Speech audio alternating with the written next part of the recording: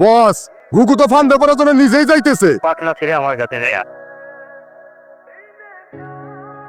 ওই কইলো ওই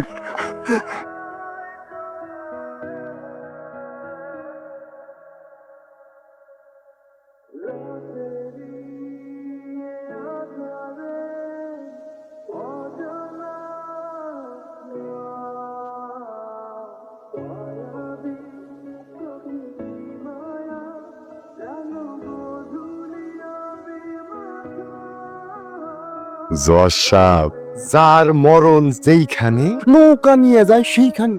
আপনিও তাই করছেন। জানটা কার যাবে সেটা এখন ডিসাইড হবে। আরে বাবা, অশ্বয়ের হাতে তো মেলা পাওয়ার।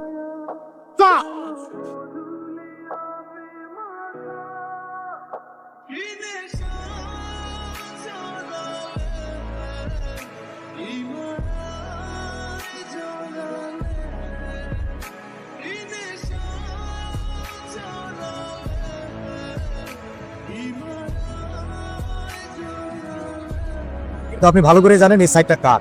আমাকে হাজারবার ফোন করেও কোনো লাভ হবে, এনে শুনে সব বন্ধ করেছে। আমজাদ খান কিন্তু আপনার উপরে মাইট পড়বে। ইঞ্জিনিয়ার রাশেদ কারো হুমকিতে ভয় পায় না। IPS down sir. ফাইলটা কোথায় রাখলাম? রমজান, লকআপে তালা লাগিয়েছো তো? লকআপ খালি স্যার, আসামি নেই।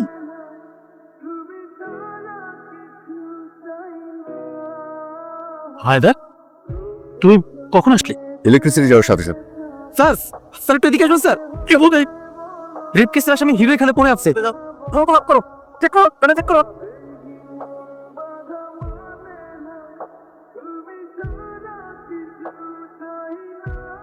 সে স্বেচ্ছায় এসে সারেন্ডার করেছে। যেভাবেই হোক সত্যটা আমাকে জানতেই হবে।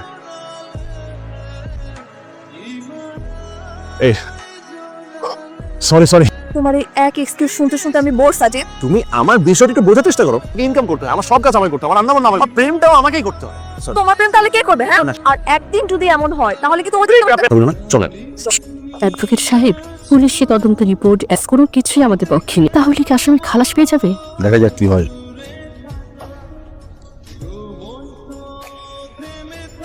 জজ সাহেব হাজির।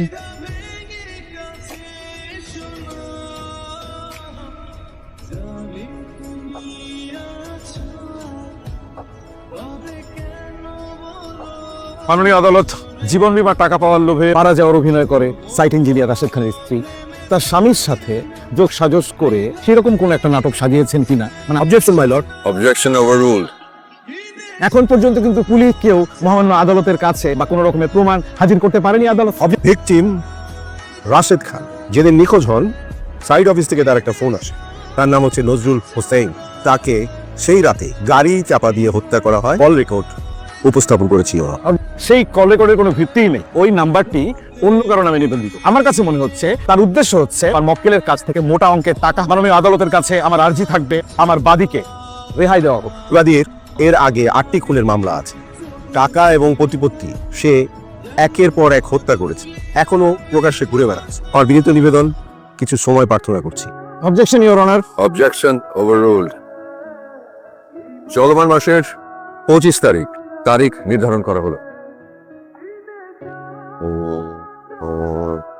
মহামান্য জজ সাহেব, প্রপার কোনো এভিডেন্স না থাকার পরও আপনি মামলাটা ডিসমিস না করে 15 দিনের টাইম দিলেন কেন? বিষয়টাকে এত সিরিয়াসলি কেন দেখছেন? আপনি কি এটা জানার জন্য আমার বাড়ি পর্যন্ত এসেছেন? এটার জন্যই আসছি। আমার কাছে তো বিষয়টা ক্রিটিক্যাল নেই ভাই, এটা আমার ইগোকে হার্ট করেছে। শুনানির আগে আমি আপনাকে 50 লাখ টাকা দিতে চেয়েছিলেন, না করেছিলেন। আমি আমজাদ খান যখন যাকে যা দেব বলে একবার ডিসিশন নেই, তাকে সেটা দিয়েই ছাড়ি। নিয়ে এসছি পুরো 50 লাখ। আপনার লাইফের ভ্যালু মাত্র 50 লাখ। সীমাহীন। আমি বিচারক হিসেবে ছেলে অনেক কিছু করতে পারি। আপনাকে দিয়ে জেলের ঘানি টানাতে পারি, ফাঁসির দড়িতে ঝোলাতে পারি। আনলিমিটেড ভ্যালুর লাইফটা বাঁচানোর জন্য মাত্র 50 লাখ। এর আগে না আমার বিরুদ্ধে 9টা মার্ডার কেস হয়েছিল। উপযুক্ত সাক্ষ্য প্রমাণের অভাবে একটু দিনের জন্য আমাকে জেলে যেতে হয়নি। এই মামলাতেও হবে না। সবাইকে তো দিয়েছি, আপনাকে কেন বঞ্চিত করব? আপনাকে একটা সত্য কথা বলি, রাশেদ খানকে না আমি মেরেছি। আমার সাইটে 14 ঘন্টা কাজ বন্ধ ছিল। এটা আমার ইগোকে হার্ট করেছে আর আমি মেরে লাশ গুম করে দিয়েছি। আপনার আদালতে কোনো এভিডেন্স নাই। আমি এই ব্যাপারে হিউজ এক্সপেরিয়েন্স, সে তো আপনি আমার লোমও ছিটতে পারবেন। আপনার আনলিমিটেড লাইফের ভ্যালুটা হিসেব করে টাকাটা নিয়ে আসবেন। মামলাটা খারিজ হয়ে যাবে তো? আপনি যদি নিচে থেকে স্বীকারোক্তিমূলক জবানবন্দি দেন তাহলে তো আমার কিছু করার থাকবে না, তাই না? অ্যাডভান্স নেই না?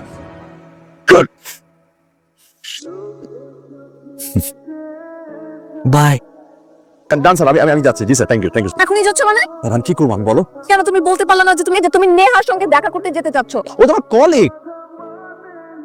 আজকেও কি লিমুজিনের সাথে ঝগড়া করে আসো? আরে আর বলো না, একটা লোকের ছবি সেন্ড করছি। হ্যাঁ, এই লোকটার যাবতীয় যত সিক্রেট আর সেন্স সব বের করতে। ওকে, কি রে, আমাকে নিয়ে কিছু ভাবছিস? জীবনে অনেক ভুল করেছে। সময়ের একটা ভুল সিদ্ধান্ত পুরো জীবনটাকে ওলটপালট করে দেয়। আমার ক্যারিয়ারের ডিসিশনটা ভুল ছিল। বিষয়টা আসলে ততটা সহজ না। একজন বিচারকের ভুল রায়ের কারণে একটা মানুষের গোটা জীবন বদলে যায়। তুই এখন আমাকেও জ্ঞান দিচ্ছিস? শোন, জীবনে বহু ক্রিমিনাল দেখেছি, বাট জীবনে আমার একটা আফসোস থেকেই যাবে। কলেজ লাইফ থেকে তোর সাথে আমার পরিচয়, বাট আদৌ তোকে আমি চিন্তা করলাম না। তোর বায়োগ্রাফির শেষ চ্যাপ্টারটা পড়তেছি, তোকে চিনতে খুব বেশি একটা সময় লাগবে না। জাজ ইশতিয়াক হায়দার ঘুষ খাবেন, এই কথাটা আমার বিশ্বাস হচ্ছে না। যে ভাত মাছ খায় সে ঘুষও খায়। আপনার সাথে আমি একমত হতে পারছি না। অনেকগুলো চাঞ্চল্যকর মামলার রায় দিয়েছেন, উনি যদি ঘুষ খেতেন এসব মামলার রায় দিতে পারতেন না কখনোই। কনফিডেন্ট? জজ হায়দার ঘুষ খায় না, কত ফিগারে খায় না। আমি তাকে এমন টাকার অফার করব, তার রাতের ঘুম আমি হারাম করে দেবো। যাই করেন একটু ভেবেচিন্তে করেন। লাখ লাখ টাকা আপনারা কি করতে দিই? দেখতে চান? দেখাইতে ফিগার। আসসালামু আলাইকুম। আগামীকাল বিকেলে আপনার সঙ্গে একটু বসতে চাই। Thank you very much. কচু বুঝছে।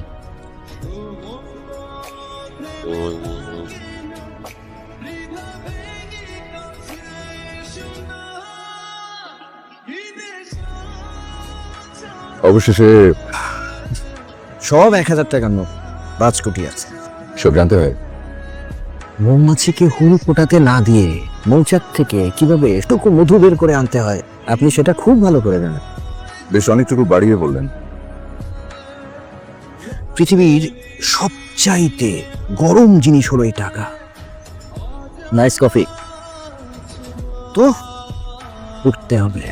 ও, আশা করছি আজকের পর থেকে প্রয়োজনে অপ্রয়োজনে আপনি আমাকে স্মরণ করবেন না, জাস্ট ভুলে যাবেন। Nice watch. সব 1000 টাকার নোট, পুরোটাই ক্যাশ।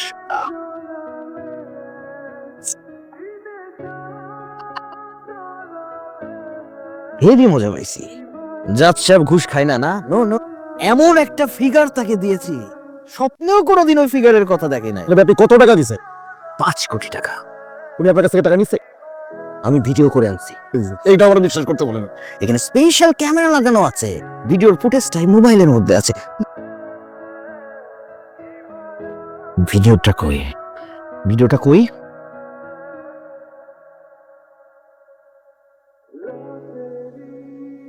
Nice watch. জজ সাহেব দেখি আমার চাইতে বেশি আপডেট। খুবই অনেস্ট একজন মানুষ। এক ভর্তি টাকা তার হাতে দিয়েস। উনি আপনার চাইতেও অনেক বড় প্লেয়ার। আমি আমজাদ খান একজন স্ট্রাইকার, আমিও দেখে নেব। স্যার তো গতকাল একটি ছেলে আপনার সম্পর্কে তথ্য দিতে গেছিল। এই মালটা কি দেখছেন? যে চিনবে তারই পাঠাই দিস।